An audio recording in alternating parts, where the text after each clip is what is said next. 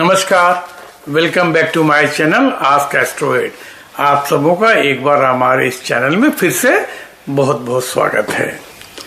आज हम आपसे बात करेंगे आने वाले दुर्गोत्सव की, दुर्गा पूजा की। देखिए, दुर्गा पूजा नवरात्रे ये साल में 2 बार आते हैं, एक आश्विन मास में और दूसरा जो है वो चैत्र मास में। वो चैत्र नवरात्र कहलाता है और आश्विन मास वाला जो नवरात्र है वो शारदीय नवरात्र कहलाता है। इन दोनों नवरात्र में हम शक्ति की देवी दुर्गा की आराधना करते हैं। अब दुर्गा जी के लिए ये जो पूजा होती है, इसके लिए कई तरीके ऐसे हैं जिससे आप अपना जीवन सुखद और संपन्न बना सकते हैं। अगर पूजा विधि सही तरीके से की जाए तो उसका बहुत आपको लाभ मिल सकता है, लेकिन इसके बारे में बहुत कम लोगों को पता है कि उनको क्या करना चाहिए इस मामले में। और ये क्या है, देखिए, कालौ शक्ति विचंतियेत, ये कहा गया है कि कलिकाल में शक्ति की आराधना, दुर्गा जी की पूजा ये करने से हमको बहुत अधिक फल और बहुत शीघ्र फल प्राप्त होते हैं। तो इसमें करना क्या चाहिए, क्योंकि देखिए ये जो इसमें जो मंत्र हैं और इसका जो पूजन है, इसके लिए सर्वाधिक जो महत्वपूर्ण माना गया है वो है दुर्गा सप्तशती। दुर्गा सप्त माने जिसमें दुर्गा जी के सप्तशती, सप्त माने होता है 7, शती माने 100, तो जिसमें 700 दुर्गा जी के मंत्र संकलित हैं। और ये सारे के सारे मंत्र तांत्रोक्त हैं, मतलब तांत्रिक मंत्र हैं, और तंत्र शास्त्र में इनका एक विशेष स्थान है।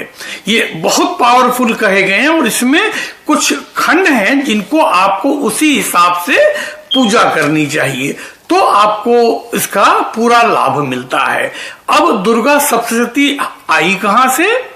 ये हमारे मार्कंडेय पुराण में देवी महात्म्य के नाम से जो अध्याय है, ये उसका एक खंड है।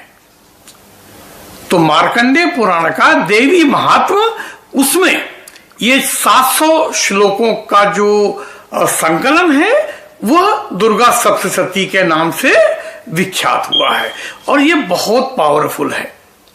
इसमें जो पूजा करने का तरीका है उसके बारे में ये कहा गया है कि सबसे पहले हमको कवच करना चाहिए।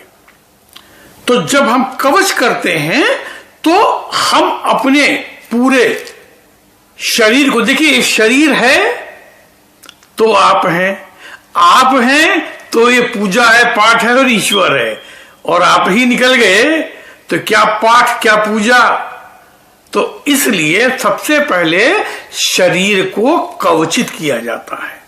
जो स्थान हमारे पिछले उसमें भी हमने आपको बताया है कि पूजा करने के पहले हम दिग्बंध करते हैं। दिग्बंध करने के लिए जो मंत्र पढ़ते हैं वो कवच के मंत्र होते हैं। और दुर्गा सप्तशती में जो पहला हिस्सा है वो देवी कवच है। तो कवच करने से आप सभी प्रकार के बाधाओं से, सभी प्रकार के तकलीफों से और आक्रमण से, आक्रमण का मतलब ये नहीं कोई बंदूक लेके आपकी छाती पे चढ़ दौड़े, वो आक्रमण नहीं होता। आक्रमण अनेक प्रकार से होता है, हमारी आत्मा पर होता है, हमारी भावनाओं पर होता है, हमारी बुद्धि पे होता है, हमारे विचार पे होता है, हमारे आचार पे होता है। तो ये आक्रमणों से, और दैत्य का मतलब ये नहीं होता कि जिसके सींग निकले हो, बड़े बड़े दांत हो, वही दैत्य होता है। दैत्य होता है जो प्रवृत्ति है, जिसको हम बोलते हैं आसुरी प्रवृत्ति। तो ये इनसे हम अगर बचें तो पूजा बहुत सफल होती है और जिस निमित्त आप करना चाहते हैं आपको उसका लाभ मिलता है। देखिए, ये जो दुर्गा सप्तशती है ये 13 अध्याय में विभक्त है। इनमें 13 अध्याय में अनुष्टुप मंत्रों के द्वारा, अनुष्टुप मंत्र जो होते हैं बहुत मंत्रों में सबसे पावरफुल होते हैं, उनको अनुष्टुप मंत्र या अनुष्टुप छंद कहते हैं। तो तो दुर्गा सप्तशती में अनुष्टुप मंत्रों का प्रयोग हुआ है। इसका जो दूसरा हिस्सा आता है वो आता है, हम कहते हैं अर्गला स्तोत्र। तो जो अर्गला स्तोत्र है उसका पाठन वो बहुत आवश्यक होता है। अर्गला किसको कहते हैं? अर्गला दो तरह की होती है, काष्ठ की भी और लौ की भी। अर्गला का मतलब होता है कुंडी। हम जैसे घर में कुंडी लगा देते हैं ऐसे करके या ऐसे करके, उसको हम बोलते हैं अर्गला। तो जो अर्गला होता है तो ये कुंडी चढ़ाना, मतलब कि आप सारे विरोधों को, सारे भौतिक ताप को, इसका आप नाश करते हैं, उनसे आप रक्षा करते हैं। तो ये होता है अर्गला। इसके बाद में हम आते हैं, जो पूजन है हम उसका पाठ करते हैं। तो दुर्गा सप्तशती के जो मंत्र हैं वो अपने आप में बहुत जागृत मंत्र हैं, और उनका अगर सही तरीके से हम पाठ करें तो हमको मनिच्छित और वांछित फलों की प्राप्ति होती है। यहां एक चीज ध्यान रखने का है, जो बहुत से लोग होते हैं जब बाद में हवन करते हैं तो हवन में वो कवच के मंत्रों को भी पढ़ डालते हैं। देखिए, शास्त्रों के हिसाब से कवच के मंत्रों का हवन करना मना है, उसका निषेध है। कारण यह है कि जो कवच है आप उसको अपने ऊपर धारण करते हैं, आवाहन करते हैं, और आप उससे दूसरों से बचते हैं, और उसका ही आपने हवन कर दिया, स्वाहा कर दिया। स्वाहा का मतलब क्या होता है? भस्म।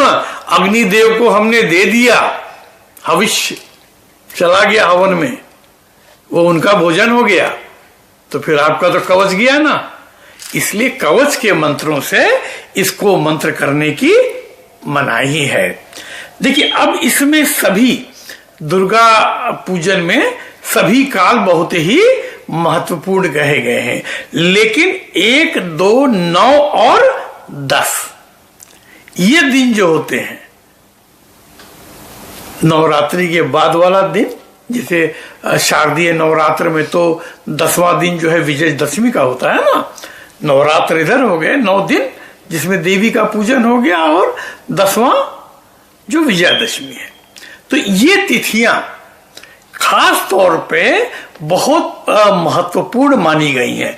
अब लोग कहेंगे अष्टमी तो है ही है, इसीलिए हमारे वहां इसको कहा जाता है पंचमी के बाद से महापंचमी, महाषष्ठी, महासप्तमी, महाअष्टमी और महानवमी और विजयादशमी, जिस दिन विजय की प्राप्ति होती है। तो ये जो तिथियां हैं, तो ये नवरात्र की जो तिथियां हैं ये महा कहलाती हैं। नवमी तो आपको रोज मिलेगी, बराबर मिलेगी, लेकिन वो महा नहीं होती है।